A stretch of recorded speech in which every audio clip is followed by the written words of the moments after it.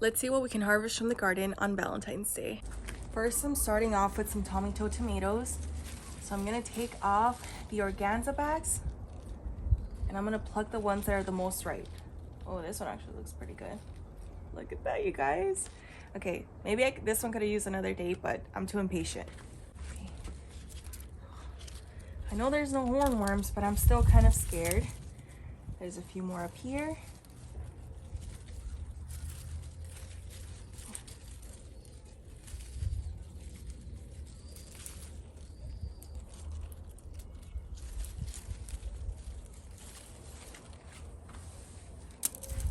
The other ones still need a few more days. The plant is very tall and loaded with more tomatoes. As you can see right there, it's just taking a while for them to ripen because it's been so cool lately. But in the last few days, it's really warmed up. So I expect a lot of these will start ripening over the next few days. So I'm gonna be coming out here to check them daily. These peas are filling the trellis very nicely. And I'm coming out here to pick them every single day with my kids. And they just keep popping them out like crazy. I remember a few weeks ago, I couldn't even get a handful to go inside the house because we were picking them so quickly.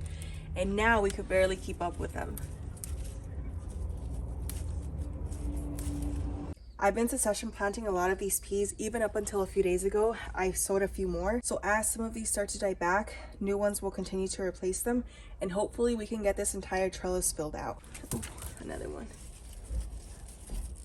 Ooh, look at this one right here.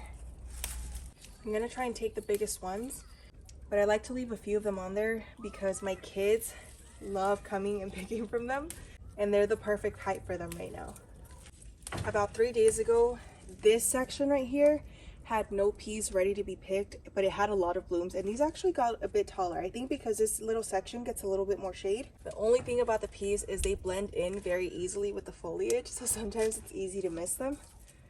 I wonder if there's any colorful varieties out there. If you guys know of any, please let me know, because I love adding color to my garden, and I think some more colorful ones might be easier to find, and therefore more fun for my kids to pick as well. While I'm here, I'm gonna pick some of these broccoli leaves. I wanna get the best use out of them because this plant will be coming out soon, so I can replace it with something that loves the heat. And I'm also gonna take these little shoots with me. Right here. I picked up some more broccoli seeds the other day that said they were more heat tolerant, and there's a couple other varieties that I'm also on the lookout for. Now that some of these leaves are gone, I've uncovered the epazote that made it through the winter. Oh!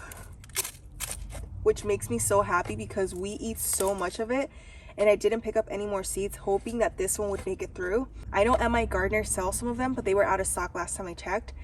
But epazote is one of my absolute favorite herbs. I love putting it in beans, and it's starting to grow again, which is really nice. There's some beautiful broccoli shoots over here that I'm also going to take inside with me.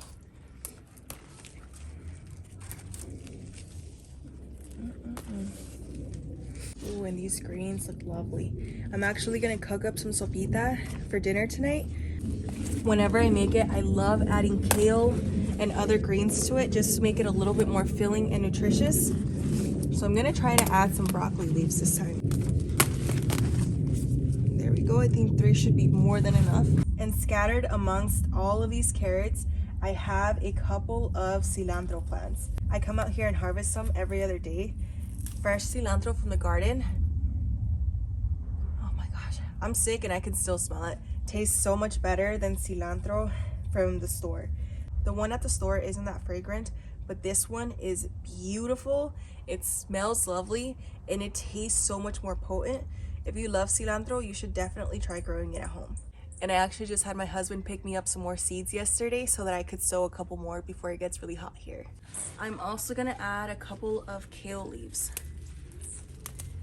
I really hope there's no worms on here. Nope. I've been trying to get my husband to eat sopita for about 8 years now.